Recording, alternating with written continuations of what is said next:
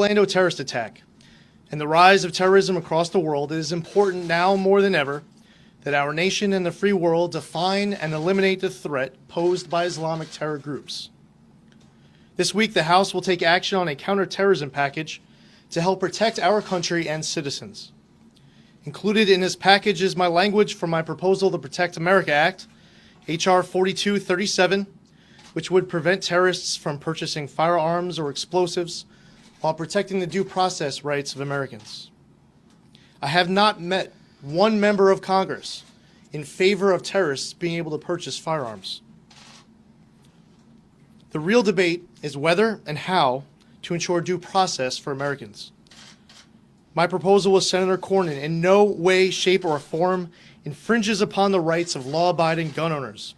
What it does is ensure that terrorists do not have the ability to legally purchase firearms. And isn't that really the goal here? 2 weeks ago, House Democrats waged a disruptive and destructive sit-in to shut down Congress because they supposedly wanted to pass legislation that prevents terrorists from being able to purchase firearms. Now they can, with this proposal coming to the House floor, but Democrats are opposing it for no good reason. It's because they only want the political fight and because they don't want to confront the three inconvenient truths I'm about to address. Regardless of whether you are a liberal Democrat or a conservative Republican, my proposal with Senator Cornyn should be supported by all. It would require only the most partisan bad intentions of my Democratic colleagues not to be praising and supporting this legislation. Just think about it. It would also be the height of hypocrisy and irony not to push this measure with their full energy. This bill wasn't written by the NRA. This proposal was drafted by members of Congress who understand how to prevent terrorists from purchasing firearms while protecting the due process rights of Americans. There are three very important truths that my Democratic colleagues shouldn't find so inconvenient. First, the Orlando shooter was an Islamic terrorist pledging allegiance to ISIS, yelling Allahu Akbar. And two, the rifle and handgun used in the Orlando shooting didn't just march itself into the nightclub that night and discharge itself. I'll get to the third inconvenient truth in a moment. But first, I want to point out that in reality, there's a whole lot more going on here beyond a gun control debate. And attempts by members of Congress to narrow this issue so glaringly is alienating the rest of our country who understand the bigger picture. We also must unite to ID the threat of radical Islam, because you cannot eliminate a threat that you are not willing to identify. And what makes matters worse is that it is clear that even if the president ID'd the threat, he has no idea how to eliminate it. And that, unfortunately, is the third inconvenient truth. Congress has a duty to prioritize national security over party politics, which is why Democrats should join House Republicans in passing this important proposal to prevent terrorists from purchasing firearms and to keep Americans safe. It is their duty. Thanks, Lee. From the beginning, I have been saying that we need to be clear-eyed about who the enemy is. We need to stay focused on the threat of homegrown terrorism. But right now, we have an administration that simply refuses to step up its game. Last month, as part of our Better Way agenda, we put out 67 recommendations to keep America safe. Last week, Leader McCarthy, working with our terrorism task force, proposed common sense legislation to address the threat to our homeland, including the Zeldin legislation. It's common sense because it requires our government to prioritize its efforts to counter violent extremism. That includes defining the enemy as radical Islamic terrorism. Believe it or not, we do not do this already.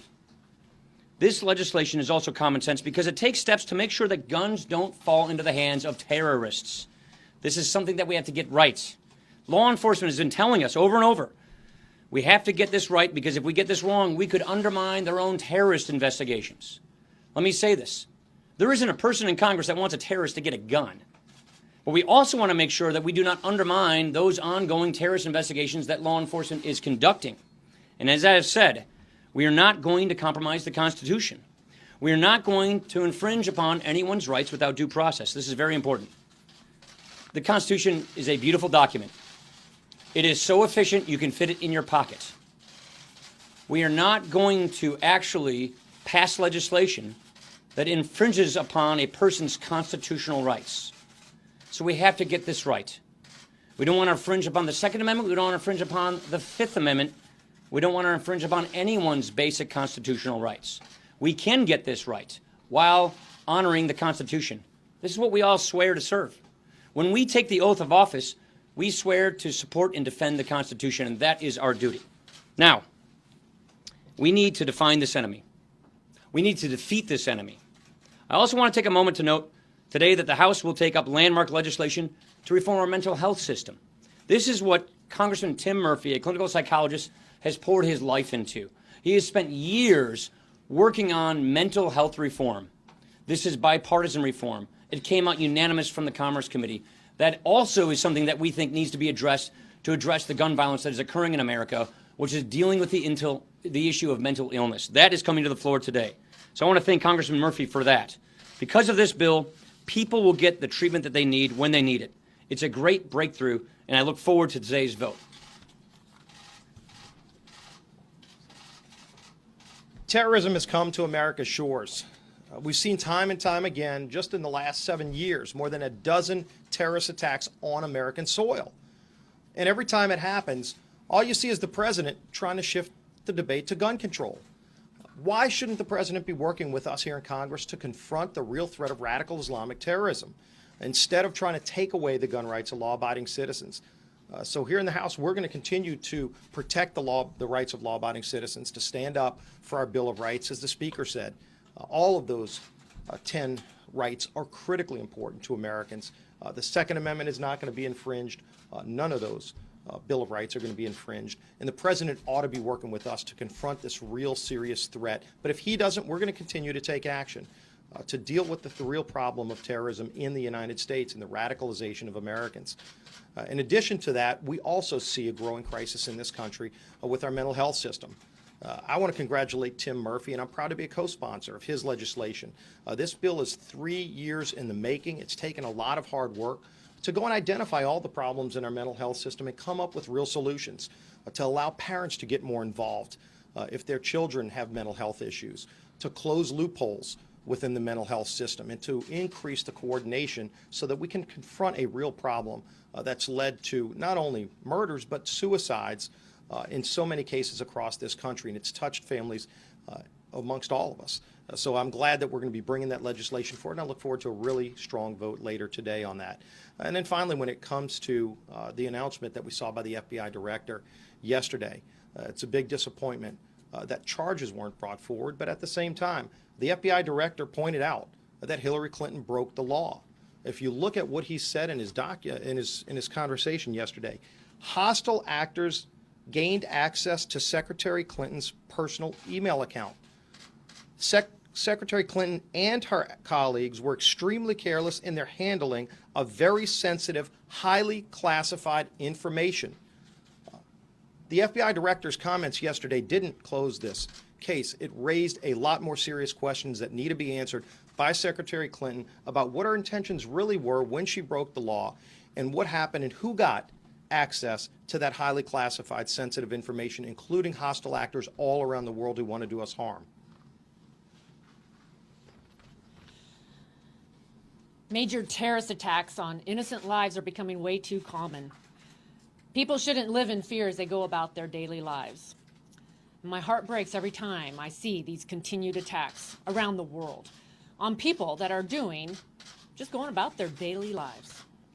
Sadly, Paris, Brussels, San Bernardino, Orlando, Syria, Iraq, Turkey, they're just some of the places directly impacted by the rise of Islamic terrorism. We have a global terrorism epidemic. But when the world looked to us for leadership, President Obama chose to walk away. When he should have stepped up, he chose instead to step aside and focus on narrow political wins over global security. A power vacuum was created and destructive forces have filled it. ISIS remains a serious terrorist force. I want to join in expressing gratitude to Congressman Lee Zeldin, who's here with us today. He's been working on this issue and helping ensure that our legislation strikes an important balance. Amid the chaos and the heartache of these attacks, America and its allies must be resolved to combat Islamic terrorism here, in Turkey, in Iraq, and wherever it exists. For the past 20 years, I've been an advocate for improving our mental health system here in this country.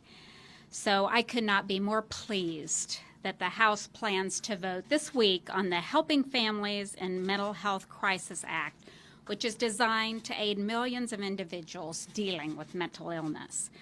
Last week, I visited a behavioral health care center in my district. It's a facility that deals with the exact issues that this legislation seeks to improve.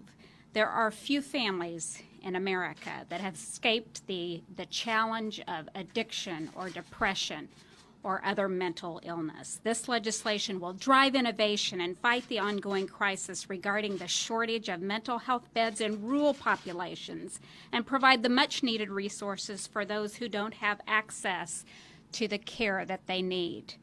Mental illness is a national problem, a problem to which we have solutions. This legislation puts us on the right path to be more comprehensive and effective when dealing with our mental health system here in America. Questions? Luke? Speaker Ryan, are you confident in the FBI's investigation of Secretary Clinton, and do you feel that she got preferential treatment in this case? Well, I'll let everybody be the judge of that. It looks like it to me. I'd say a couple of things. Number one, I think Director Comey's press conference tomorrow raises more questions than provides answers. That's point number one. Point number two, there are a lot of questions that have to be answered. And so we're going to be asking those questions. I know the Judiciary Committee sent a letter, I think, last night with a number of questions. OGR, that committee, is going to invite the FBI director to come up and testify. He did say that short of prosecution, some kind of administrative action might be in order. Look, I was on the ticket in 2012. After the convention, you get the full, deep, classified information as part of transition, as part of being a nominee. I think the DNI, Clapper, should deny Hillary Clinton access to classified information during this campaign, given how she so recklessly handled classified information. That's point one. Point two, Director Comey's presentation shredded the claims that Secretary Clinton made throughout the year with respect to this issue. He laid out a case how the things she had been saying she had or had not done were false. So we have seen nothing but stonewalling and dishonesty from Secretary Clinton on this issue, and that means there are a lot more questions that need to be answered. Just a follow-up. Manu, yeah. Do you think that in regards to classified briefings, is there anything Congress can do to deny? We're looking into I don't know the answer to that question, whether it's something Congress can do. I've just got to say, from my own experience, you get access to deeply classified material once you leave the convention as the nominee on a regular basis. It's part of a transition government.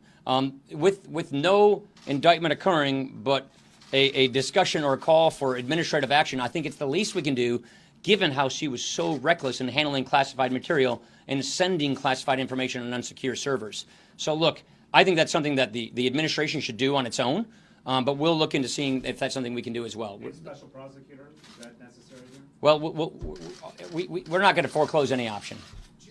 Wong. I don't answer people shouting out questions. Wong. Yeah, Speaker Ryan, the House Freedom Caucus has come out against the anti-terrorism package, which contains Mr. Zeldin's bill, over due process concerns. Do you believe that this bill is in real jeopardy at this point, or do you think there's still a path forward? I think there's still a path forward. We're in ongoing conversations. We just released this bill, which is the product of our task force, on Friday. We have members from both sides of the aisle who want to make improvements, who want to make changes to the bill. We want to make sure we get it right. The last thing we're going to do is rush something to the floor that we don't have right. And again, this matters to us. This is the Constitution. This means we get this right.